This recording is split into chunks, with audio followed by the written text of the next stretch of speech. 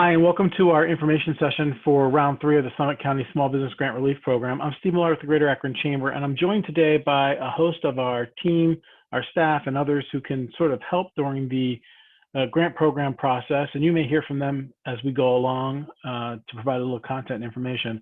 But we're recording this session today so we can provide it on our website to folks who might have an interest in applying for the grant program. And we'll also take some questions from some of today's participants and try to answer some questions as we go along. The session should take probably 30-35 minutes or so. And if you have any questions along the way during our session today, feel free to put them in the chat. Anna will be monitoring that and make sure she gets those questions to me. And we'll take questions as we go along here. If you also are watching this and recording, if you have questions about the grant program, and we'll share this later, but you can always send an email to covidgrant@greaterakronchamber.org. We have a team that is monitoring that email and will be able to answer those questions as they come in. Be patient with us. We've got a lot of volume, a lot of phone calls and emails these days, but we are pretty good at getting back to you promptly on those. As they say, operators are standing by. So let's move into the session here, and we'll share a little information. Again, this is the Summit County Small Business COVID-19 Grant Relief Program. It is basically a reaction to the impact that we are seeing for small businesses. Summit County has made the resources available for the program. I'm going to share a couple pieces of information before we get into the details of the grant. There is a resource guide on our website, or on a joint website we've created with about 20 other ecosystem partners in the economic development system for Greater Akron.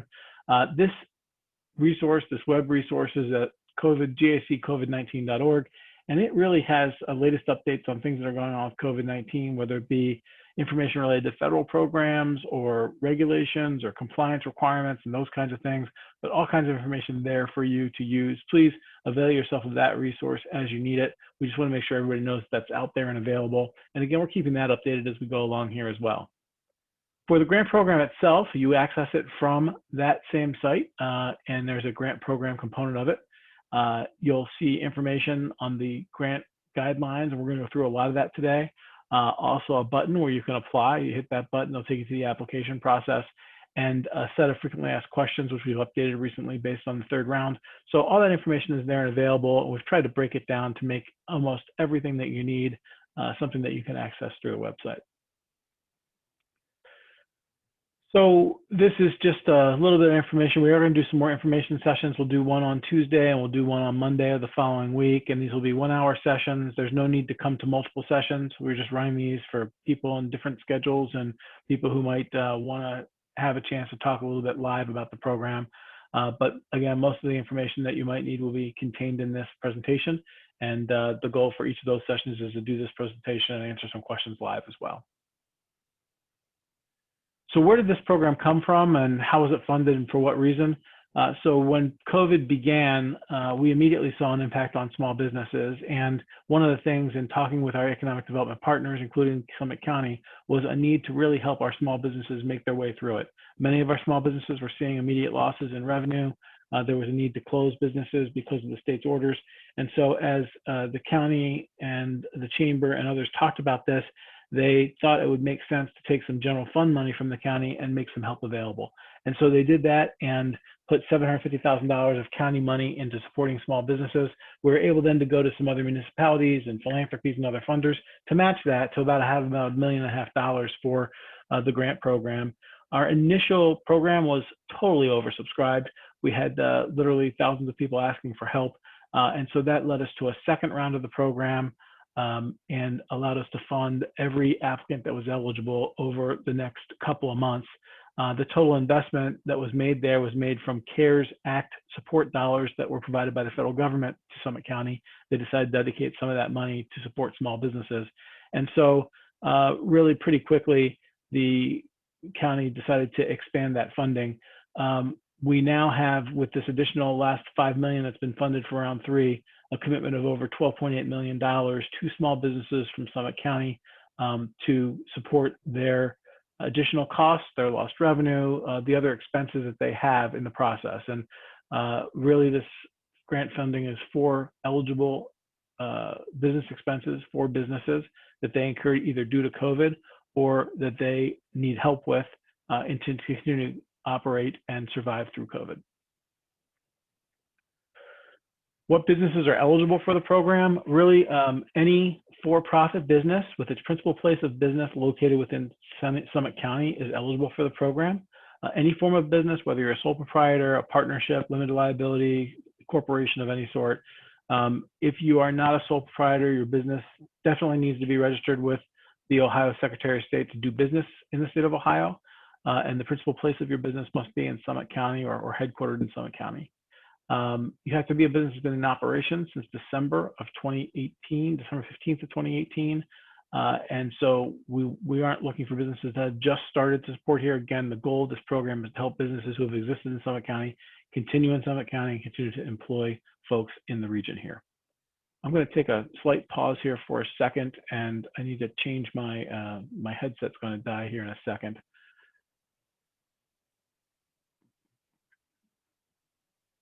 You still hear me? Thanks very much. I appreciate that. Sorry for the brief delay there. So in addition to the businesses I've already mentioned that are eligible, again, being in operation since December 2015, businesses with any number of employees are also eligible up to 30 employees. So whether you're a one-person business where you're the sole proprietor and the sole employee, and it's just you, you're a consultant or maybe a single person law firm or something like that, you're eligible for a grant of up to $2,500. If you have two or more employees, and for the purposes of this grant, the owner can count themselves as an employee as well. So if you have one employee and yourself, that would be a 2-employee company. Up to just under 11 employees, $5,000 is available. And if you have 11 or more employees, up to 30, there's a $7,500 grant available. As I said, your employee count can include or exclude the owner, depending on how many you have. Based on including or excluding the owner, it might make your decision. So for example, if you have one employee, if you have 10 employees and you count yourself as the owner, that would take you from the $5,000 to the $7,500 maximum grant. So that would be to your advantage. If you have 30 employees and as the owner, you end up with 31 and are ineligible, you can exclude yourself from that count to stay inside the eligibility criteria. We're trying to be flexible on this, but so there's some variances there as you go along. At least 50% of your employees must be permanent Summit County residents. Again, this is Summit County dollars. We want to make sure it's benefiting companies that are driving employment and retention of employees in Summit County. So at least 50% of your employees must be permanent Summit County residents. And you have to be current on your Summit County property tax, any other municipal taxes that you owe as well. That is an important criteria for eligibility. We will be reviewing all companies that apply with the municipalities that they owe income or property taxes to. And if you're found to be not current on those, you will be ruled ineligible for the grant. I will say to my colleagues who are online, if I'm missing something along the way or something you want to add, please just jump in as we go through this. So what businesses are disqualified from consideration? If you have already closed your business or you are clearly not intending to continue your business following COVID, you are not eligible for the grant program. If your business is in receivership or bankruptcy, or if you are a nonprofit corporation, you are not eligible. And just not to be funny, but to be clear, based on some misunderstandings we had in the last couple of rounds, just because you're not profitable doesn't mean you're a nonprofit business. If you're organized as a nonprofit corporation with a board and a nonprofit mission, you're not eligible. But if you're a business that's having difficulty making profit because of COVID, et cetera, you are still eligible for this program. If you are operating in some of these categories as either an entertainment device arcade, a sexually oriented business, or if you primarily sell tobacco products, cigarettes, electronic smoking devices, vapor products, you're not eligible. If you're in one of those categories, you probably know that. And if you need more definition on those, there's some references there that you can take a look at. And then if you are generating activity just as passive activity, as it's defined by the Internal Revenue Service. So for example, you have a couple of rental properties and those rental properties aren't really your business, but they bring income to you. That is not the kind of business that's qualified for this grant program as well. If you are a sole proprietor and you file a 1040 Schedule C and you have some business activity on the side of something else that's your primary income driving activity, you would not be eligible for the grant unless that income is more than 25% of the adjusted gross income that you're filing as part of your schedule. So some restrictions there. Again, our goal is to get this to businesses, especially businesses with employees in the community or people who are relying on that business activity as a sole employer, sole proprietor to make their living. So that's really the intent of the program.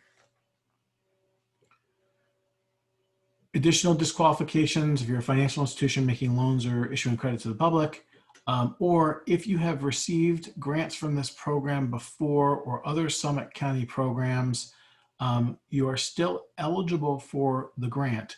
But if you have received more than $15,000 or more in grant funds from those other programs, you are not eligible, and we will not give you a grant that will take your total to more than $15,000 from a combination of this program and those programs as well. It does not include payroll protection program, economic injury disaster loan, or any of the loans that you've received. Those would not impact your grant amount. But again, if you've gotten grants from local programs like the Great Streets program or the Barberton Community Foundation or others where the total would be more than $15,000, we will cap your award so that you do not exceed $15,000. So what do I use the grant for? And assuming, Anna, there's nobody has provided us questions at this point, I'll just keep going here. You can use the grant for any business expense that is an eligible business expense in your business. So anything that would normally be a deductible business expense for purposes operating your business is something you can use these resources on. If you have gotten a grant from the program before and you've already used it to pay those expenses, you can't pay the same expenses again with this second grant. So there's no double dipping allowed on these federal resources. If you paid for payroll for the month of, let's say, May with your past grant, you could pay for payroll for the month of June or the month of July or the month of August, but you can't, claim the same expenses that were claimed in a prior time for this grant. And there's a list here of the kinds of things that are eligible for payment. If you have questions on these things, we're happy to answer those as you go through the process and once you receive the grant. But pretty straightforward. Any business expenses are eligible. And these are expenses that are incurred from March 15th. That's sort of the kind of official date of the onset of the pandemic that we're using for this program through December 15th of 2020. If you're a sole proprietor, you can use the grant funds to replace a portion of your lost income. That word should be income, not necessarily revenue. And the way we think about that is on your Schedule C, if you're a sole proprietor and you file Schedule C, you know what that is. On line 31 of that schedule is your total net income from business operations. You can replace up to 33% of that income with proceeds from the grant. So as long as you made more than, say, $16,000 in business income in your prior tax documents, up to 33%, or roughly $5,000 or so, a little more than $5,000 on $16,000 of income, would be eligible to be replaced. If you only made $5,000 for the business in prior years, then a third of that $5,000 would be something that you could replace with the grant. Okay, where do I need to apply? Where do I go to apply and what do I need? So you go to our website at gaccovid19.org, grant program, you use the application button. You're going to be presented at the beginning of the application with a list of questions, things that you're going to be asked in the process. You need to be able to complete the application in one sitting. It won't take you long, but if you exit your browser and leave and come back, there's not an ability to save the information. So we try to give you a list of what you need for the application so that you'll have that when you go into it. And so you see a list of these items here, your annual operating revenue and operating expense. There's no tricks here to these kind of things we're looking for. We're just looking for, what did you bring in revenue in 19 and what were your expenses in 19? What was your annual payroll expense for all of 19? That is the subset within your total expenses of 19. So just what you paid on payroll. And then what were your year-to-date operating revenues, operating expenses for 2020. And by year-to-date, we're looking for those expenses through September. I believe that date should be September 15th is what we asked. No, September 30th actually, for your revenue or your expenses through 2020. So also the number of employees that you have in the business as of March 15th and the time of submission of the application. And I think we're looking for that through September 15th as well. And then the number of employees that live in Summit County. So these are all pieces of information that you'll have to have available when you apply. Some other things that you need that you might not have, the EIN or SSN of the primary owner, contact information of your owners with more than 20% share of the business, and the total grant or relief support that has already been received from the COVID-19 related programs. You will also need electronic copies of some documents to submit with your application. That would include a W-9, and that W-9 should be for where we are sending the payment of the grant. In addition, we'll need a copy of the first page of your 2018 or 2019 business tax return and a copy of the first page of your related Schedule C. You will be asked as part of the application to upload these documents. So simply scan them, take a picture of them, whatever you can best do, make sure it's legible for us. And those are the 2 documents that we need to make sure we have, 2 to 3 documents we need to make sure we have to process your grant. So some caveats. Make sure you take your time doing the questions on the application. You can do the application via a desktop browser. You can even do it on your phone. Just make sure you take your time to go through and complete all the required questions. We will likely have a large number of applicants for this grant. And so we're relying on what you tell us to qualify and score your application. You also will certify to the fact that you were truthful in what you told us. Those answers and what you give back to us is subject to audit, maybe additional verification if we ask you for documents to sort of verify some items in your application. If you are not truthful in your responses, that would basically be qualified as a falsification of the documents, and it's subject to us rescinding the grant, requiring repayment of the grant, and maybe some additional sort of follow-up things as well. So please make sure you're truthful in your responses. We're going to try to help everybody that we can in this process. Be careful on the yes or no boxes. There's a series of questions asking you things like, are you a for-profit organization? Are you privately held? There's those kinds of questions there. If you answer in a certain way on those questions, you could be disqualifying yourself from the grant. So we want to make sure that you take the time to answer those questions carefully, review your answers. You'll have a chance to review your application before submitting. And then following your submission, you will also get a confirmation back that you have submitted your application and a copy of what you submitted. If you find you've made a mistake, please send us an email and let us know about that mistake so that we can correct it for you in our system. Again, be patient on our response to that, but if you send us an email, we will work to help you with that. The only thing that how fast you get it done sort of factors in. If we get to a point where there's a tie score and we're out of resources and it's our last $5,000 or $7,000 we're giving out, when you got your application in will come in as a factor to determine who with the same scores will get the money first. But we are really recommending that you take the time to complete it correctly. Getting it in fast and wrong is not as good as getting it in soon and correct. So we would encourage you to take the time to review your submission. How are we scoring the applications? We have an objective scoring process. There's scores given to the data that you give us back on your application.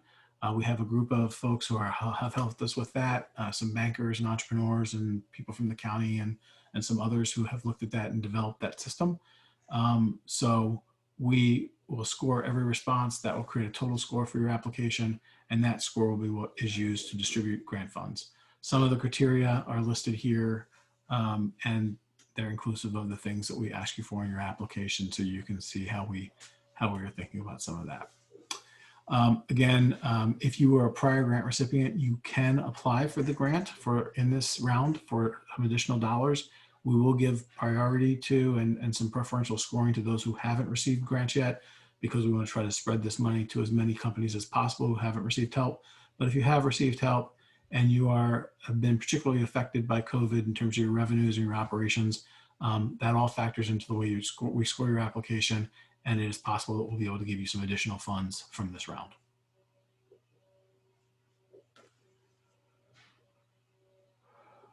Just a quick snapshot of who got money in round one and round two. You can take a look at some of these numbers, but I think the point on this slide is that a lot of companies received help, and that help was widely distributed of companies of all sizes and all types. and we have done specific things to ensure that we're getting to some of our businesses that are the most disadvantaged and the hardest hit in our community, as well as business with all kinds of different demographics. So this is tilted towards small businesses, and definitely available for those who have 30 or fewer employees, but even the smallest of our small businesses have gotten help from this program. We were able to fund everyone. You see there, we have these statistics. All eligible folks were funded. Because of the additional dollars provided in round 2, we were able to get to everybody who was eligible for funding. I don't know that that's going to be possible in round 3. The money from the CARES Act is close to the end of what's available. So there will probably most likely be people who apply this round who are eligible, who are deserving, and who need the help, but just will not get it because we do not have enough funds to distribute. So we'll do our best to continue to find new sources of funds, but we do want to make sure that we don't set the expectation that everybody that applies and is eligible will get funded in this round. So what happens after I apply? Once you've applied, you'll get your confirmation email. Please make sure you give us a good email address for your application. That's the primary way we're going to be contacting and talking with you. Your application is going to be scored for its eligibility. If you're selected for a grant award, you'll be asked to provide some final documentation. And again, we'll have to update this slide a little bit, but you'll have already submitted your W-9 and your 2018 or 19 business tax return. But we will be getting a grant agreement to you and asking you to sort of execute the grant agreement. That grant agreement, once it's signed off on, will then result in us being able to forward your payment. We will be checking your eligibility and your good standing, if you will, and your tax and other obligations. And then once those are verified and all received, we'll be able to issue a check to you for the grant. Within 90 days of the grant award, we will need expense verification from you. We'll be asking you for follow-up documentation because there will be audits on all of these funds for us and for the county. And so we'll need to make sure we have the right documentation verifying how you use the funds. Deadline for this round of the program is 9 a.m. on Wednesday, October 7th. That means that your application needs to be fully complete and submitted by 9 a.m. on Wednesday, October 7th. The system will not lock you out, if you will. So if you're in the middle of doing your application and it's 9:30 and you submit it, your application will not count. So you need to have your application fully in and fully submitted, fully confirmed as submitted to us by 9 o'clock on Wednesday morning. So don't wait till the last minute. Please make sure that your application is in well before that.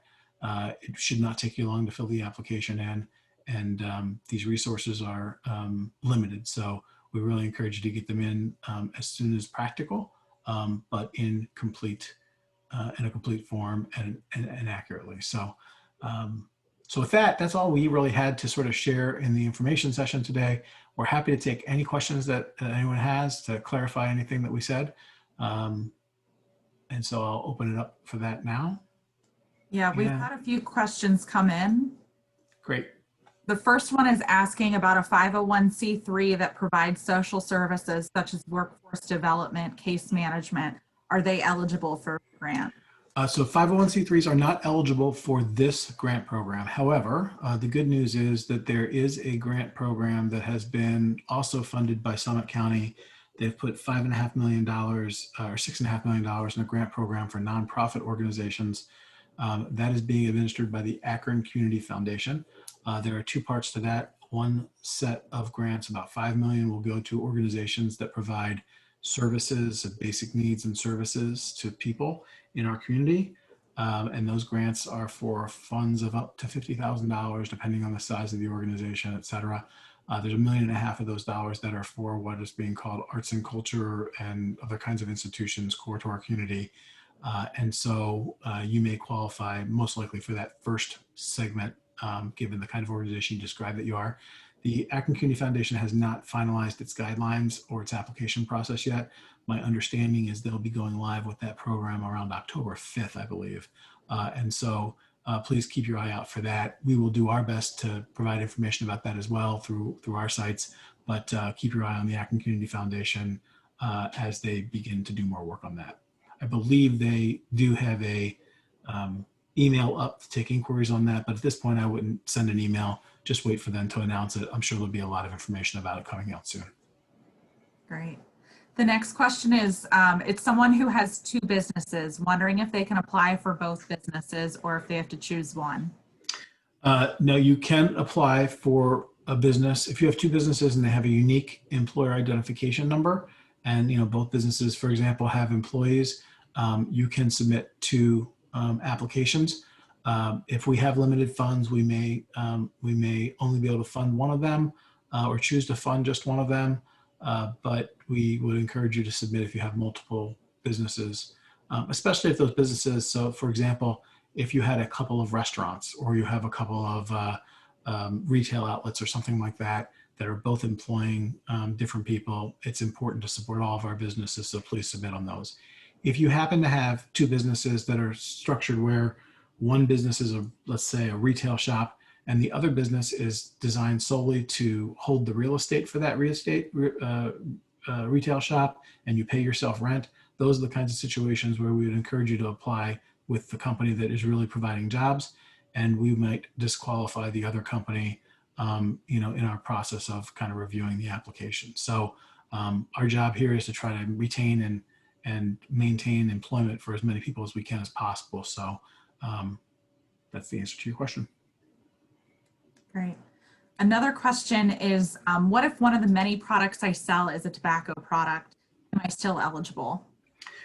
You would be eligible if it's not the majority of the revenues for the business. So if it's a smoke shop, you're not eligible. But if you run a small grocery and you happen to sell cigarettes, you're eligible.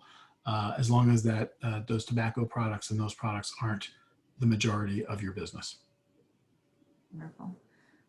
Another question that came in is, this time you're asking for my tax info and the W-9 with the application. Do I have to submit it with the application, or can I go back later and add it? No, the only way you can complete your application is to make those submissions. So, and again, we're not asking for 100 pages here, just sort of the first page of each of those forms. So, like I said, take a snapshot, run it through a scanner, whatever you can do there, but we do need those to have your application deemed as being complete. And part of the reason for that is we're on a much shorter timeline this time. These monies have to be committed and spent from the CARES Fund Act by mid-December. So we don't have the kind of time it's going to take for us to come back afterwards and ask for these documents and wait to get them. So we're asking for them up front. The other question that came in is someone who didn't file tax last year because they didn't make enough money to file. Can they still apply? You need to have a tax return to be able to apply. Again, that's an indication of the sort of the viability or the amount of activity that you're doing. So if you do not have a tax return to submit, you should not apply. And again, that tax return it could be your 1040 with a Schedule C.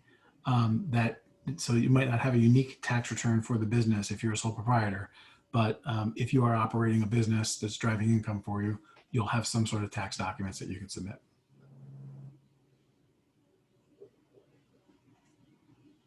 Any other questions?